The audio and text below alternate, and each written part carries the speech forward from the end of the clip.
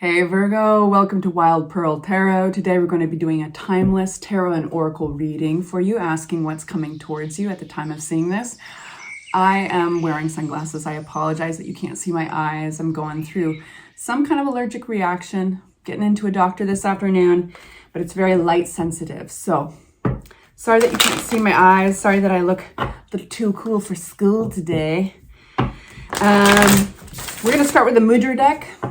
And this Mudra deck has hand gestures that represent the prayer as well.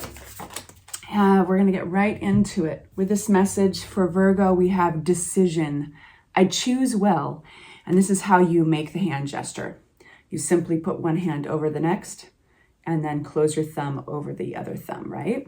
And so if you like to be empowered with some kind of physical movement for prayer, I love this deck. It's so cool. I use it every time.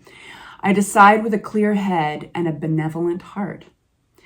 This is the snake goddess Naga, symbolizes supernatural power, wisdom, cunning, and potency.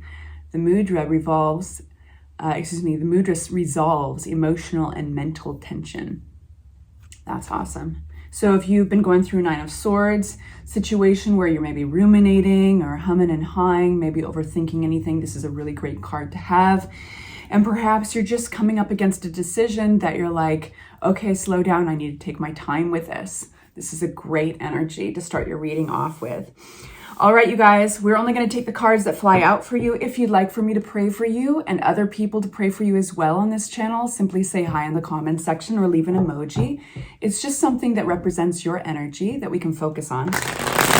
Only love and light in this space. Nothing else gets in. All right. What's coming towards my Virgos that they need to know about?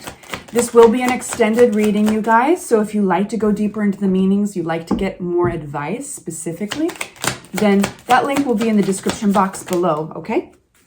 So we start with a beautiful card. We start with the Empress, okay? I'm going to unpack these cards gently, and then we're going to get more definitions on each one. But the Empress, generally speaking, is a really abundant energy. This can be talking about also getting attention.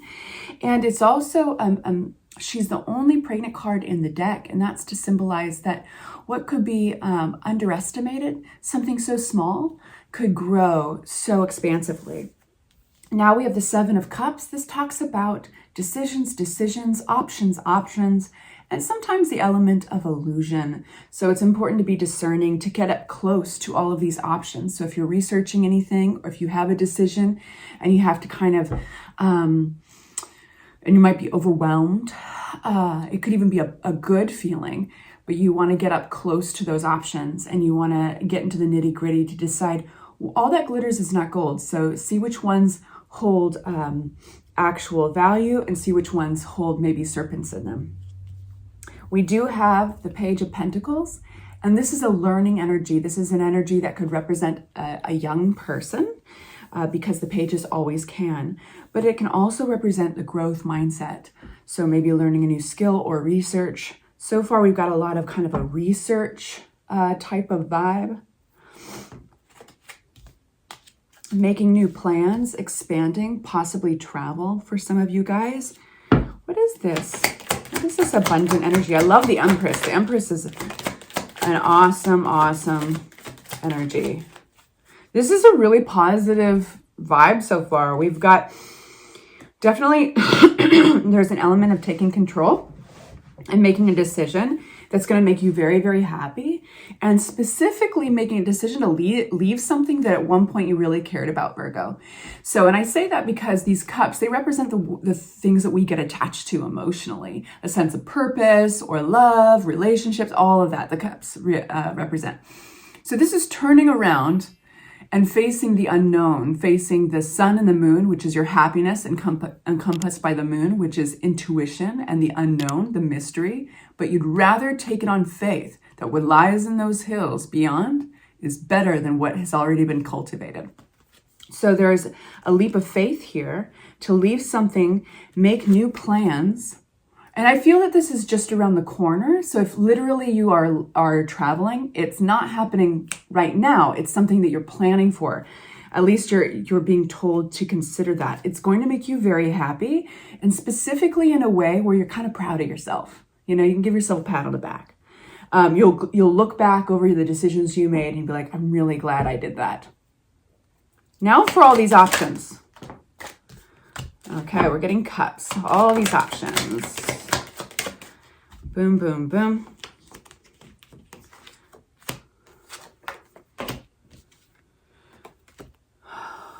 Okay, so I see people around you. I see friends are aware of what you're going through, supporting you. I do have a Queen of Cups and a King of Wands kind of showing up here, and it all looks good. If you're hoping for support, both emotionally, but also fiscally, like if you want somebody to help you monetarily, with money or a donation, this looks really good for you. But we have the Queen of Cups is somebody who's very nurturing. There's somebody who can be a water sign sometimes, creative. They can sometimes run on the spiritual side. Their interest is really, and their advice is usually going to run along lines of like, listen to yourself, listen to your intuition, like cry on my shoulder if you need to. They're the touchy-feely lovers. We also have this King of Wands, who is somebody who's a visionary and is all about enthusiasm. They are that like go juice. They get off on like ambition and ideas, and they are entrepreneurial. So I think that this is somebody who's coming out of the woodwork in your life to support you in a way that you need in order to be this entrepreneur, in order to feed your entrepreneurial energy. And I feel like for a lot of you guys, it could be a friend. I feel that you are really getting an opportunity to see of all these friends and of all your connections, who's really there for you. Great reading so far.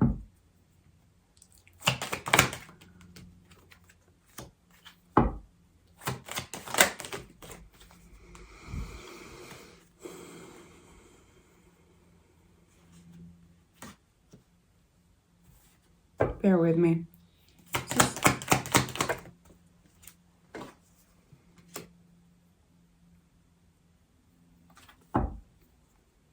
Okay.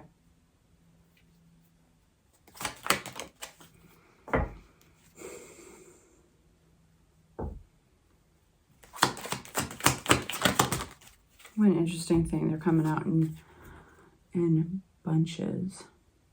Okay. There is an institution or a system of belief that you have that kind of keeps you small, keeps you feeling like, and this could be a group of people, or it could be an institution. It could be, this is ruled by the Hierophant, which is really what we commit ourselves to. Sometimes it's a marriage. Sometimes it's an institution that we belong to. But sometimes it's a church. And this is an interesting reading. This is ready to be let go of. Now, you're going to follow your own intuition, and if this doesn't feel right, you'll just cast it out. But the reason I'm saying it is that there's a cycle of indecision that comes out of this. And I think for whatever reason, this set of commitments or belief system or institution, it almost encourages you to doubt yourself. And this has actually been something that has been ready to let go, like a season that's passed for a long time. It could be, Virgo, what you're walking away from.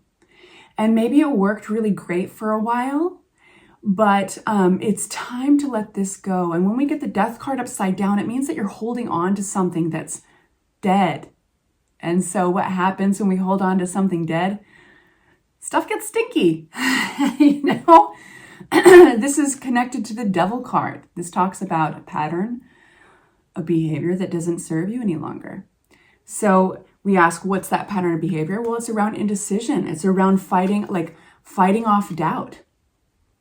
So that's like, for instance, being in a situation where you like go to an establishment regularly, or a group of people, or even within a marriage, you have a system of belief that, or a system of behavior, a culture within that place that makes you doubt yourself, maybe beats your self-esteem down. And you cannot actually afford that right now in your life because you need to be the decision maker. You need to know that you are choosing well. And so you have two energies coming up in your reading. We have a singular energy who is an individual, a very caring person in this circumstance who wants you to know that they got your back, okay? And they might even find ways to support you with money. They might find you ways to support you with even like doing the footwork around a grant or helping you, giving you support, maybe childcare, whatever it is. Then we have kind of more of a system or a group of people, even an institution like marriage that we're familiar with, that is making you feel like a child again, making you feel like you still got more to learn. You are the Page of Pentacles, always, always. You just can't get up to that next echelon. And I think it is, I think that you're becoming disinterested. I think that there's a spark that you can't ignore. There's this entrepreneurial spark that you can't ignore and you can't afford to ignore. And so I think what's coming out is that Queen of Swords energy. Queen of Swords, whether it's you or somebody else, this is somebody who knows how to create very clear boundaries. And I love that for you because this is something you want to explore. It's saying keep your mind open with the enthusiastic Page of Wands. The Page of Wands has got kind of that childlike fascination in something, and it's the fascination and the enthusiasm that is enough. Because they know it's like the wisdom of a child, right? They know that the rest will follow. Thank God that we have those youthful years before we become jaded, right? Because those years start us off on our passions, our curiosities. We just go down that road of curiosity and passion and eventually become something from that. Even if it doesn't evolve into a career, that doesn't matter. It evolves into something that makes us get excited waking up in the morning. And a lot of us do lose that. We lose that along the way. We become jaded. We get stuck in our routines. And this is shaking you out of any kind of routine. So following your curiosity, following that spark of entrepreneurship. And notice when you become apathetic, disinterested in an energy, in maybe a group or a system saying, no, you're like this. No, you got to do this. Ask questions. And if it's not okay to ask questions, run, my loves. Right? Okay, I'm going to go to the extended. I adore you. Take good care. Bye-bye.